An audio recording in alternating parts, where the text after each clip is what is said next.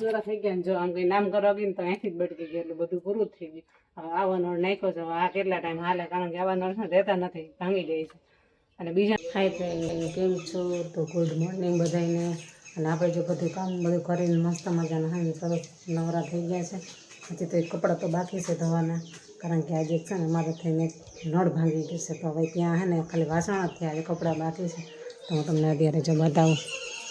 જો અહીંયા હે ને આપણે નળ બદલાવ્યો, અને જો આપણો નળ અટાણે વાસણ કરતા હતા ને તો નળનો તો છે ને ઉપરથી ચોરો થઈ ગયો. જો આમ ફેરવવા ગઈ ને તો ભાંગી ગયો, એટલે પાણી બધું વહી ગયું ને અત્યારે અમે છે ને બીજો નળ આમાં ફિટ કર્યો છે. પણ જો એમાંય તો ટપક ટપક ટપક પાણી પડે છે ટાંકામાંથી.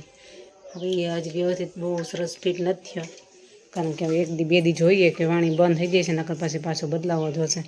કારણ કે અત્યારમાં જ આ રીતના છે ને નળ ભાંગી ગયો છે ને હજી આપણે બધું સંજવારીને પોતાને વાસણ એટલું કર્યું છે, હજી કપડાં બાકી છે. નવા ધોઈ દીધા, કપડાં બાકી રહી ગયા છે, કારણ કે હવે કપડાં ધોવાનો આપણે વારો છે, આપણે જવાના છે તો કપડાં. તો ચાલો આપણે આપણું રેગ્યુલર કામ બાકી છે એ કરી લઈને પછી બનાવશું રસોઈ, કારણ કે વાગ્યા છે એટલે 11 થઈ ગયા છે. એટલે પહેલાં આપણે કપડાં ધોયા અને પછી આપણે રસોઈ બનાવવાની તૈયારી કરી. તો તમે કન્ટિન્યુ મારા વિડીયો જોજો, સ્કીપ ના કરતા. અને પ્લીઝ હજી સુધી મારી ચેનલ સબસ્ક્રાઈબ ના કરી હોય તો પ્લીઝ સબસ્ક્રાઈબ કરી લેજો. તો ચાલો આપણે હવે રૂટીનનું કામ છે એ ચાલુ કરી દઈએ.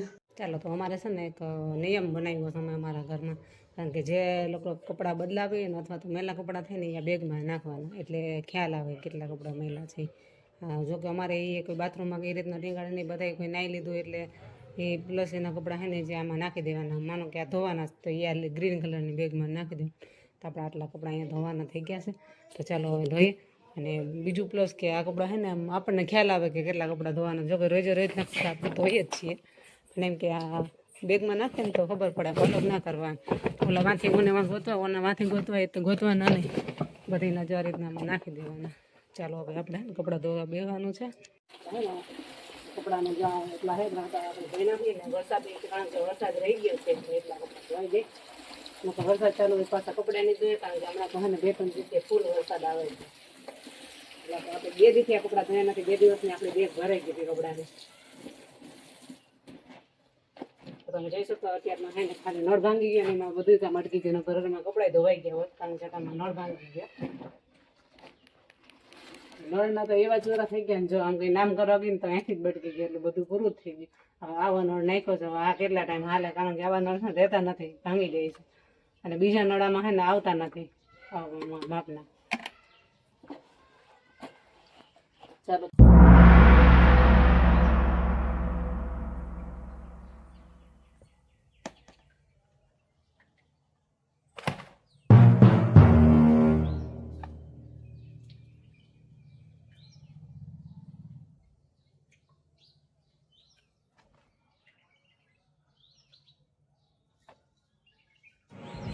તો જ્યારે કપડાં સૂકવે છે, કારણ કે વરસાદ નથી એટલે એ બહાર સૂકવે છે, પછી આપણે અંદર લઈ લેવાના છે બધા.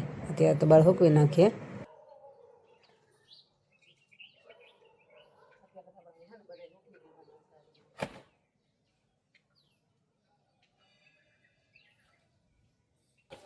ચાલો, અત્યારે તો આપણે આમાં છે ને વરસાદ નથી એટલે આપણે બહાર અહીંયા સૂકવી દઈએ છીએ કપડાં.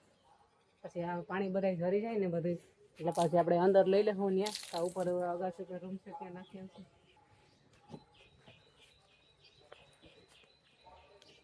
ચાલો, તો હવે છે ને આપણે બનાવવાનું છે કારેલાનું શાક.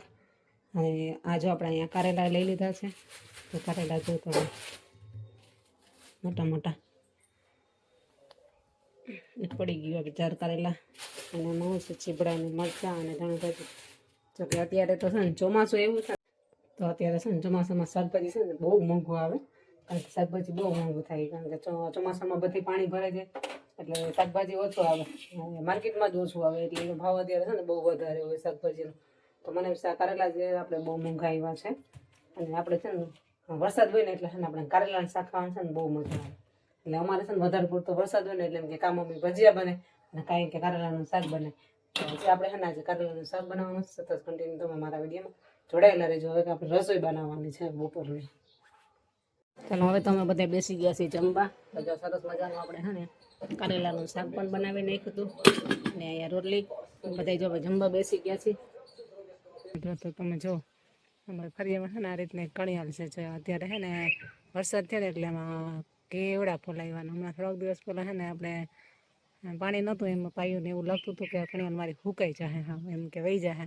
પણ વરસાદ થયો ને એટલે તમે એવી સરસની કોરણી ને એવા સરસ એમાં પિંક કલરના ફૂલ આવ્યા તો તમે વાત જ પૂછો. જો મસ્ત મજાના પિંક કલરના ફૂલ આવી ગયા છે એમાં, સરસ મજાના. બીજું છે ને એક આ હે અમારે જાસૂદ, એના પણ તમે ફૂલ જો સરસ મજાના, જો ગોટા ગોટા મસ્ત મસ્ત મજાના ફૂલ ખુલી ગયા. જો પ્લસ છે ને એક પારિજાત છે અમારે, જો આ પારિજાતનું ઝાડવું છે, એમાં અત્યારે વ્હાઇટ કલરના ફૂલ આવી ગયા છે, કેસરી દાંડી અને વ્હાઇટ ચોકતું. મસ્ત મસ્ત મજાના ફૂલ પણ જો તમે નજારો જો.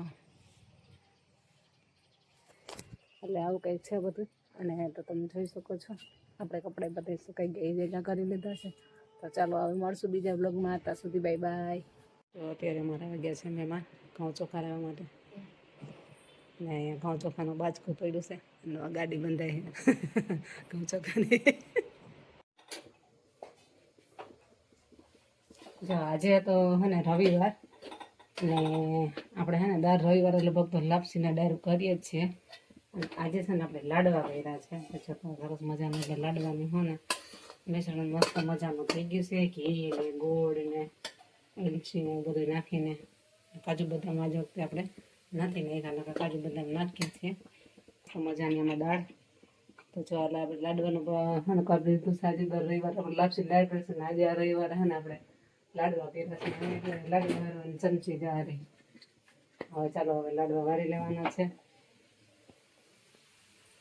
કેવો ટુવર કઈ ગયું ગરમ છે નીચે ઉતારું છું. ઘી ઘરનું જ ઘી નાખેલું છે આપણા લાડવામાં, તમે જોઈ શકો છો.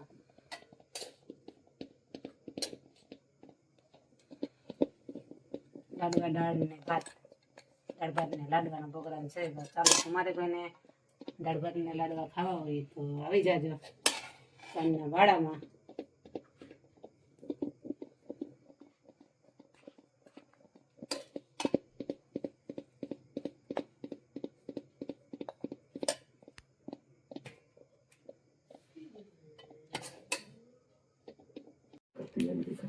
ચાલો તો આપણા સરસ મજાના લાડવા બની ગયા છે. ખોલતો દાળ ખોલતો, મસ્ત મજાની દાળ બની ગઈ છે. દાળ ને લાડવાનો પ્રોગ્રામ છે. ચાલો આપણે જમી લઈએ હવે. વાળું કરી લઈએ. ચાલો તમારે વાળું કરવું હોય તો તમે આવી જાય. બાય બાય, મળશું નવા બ્લોગમાં.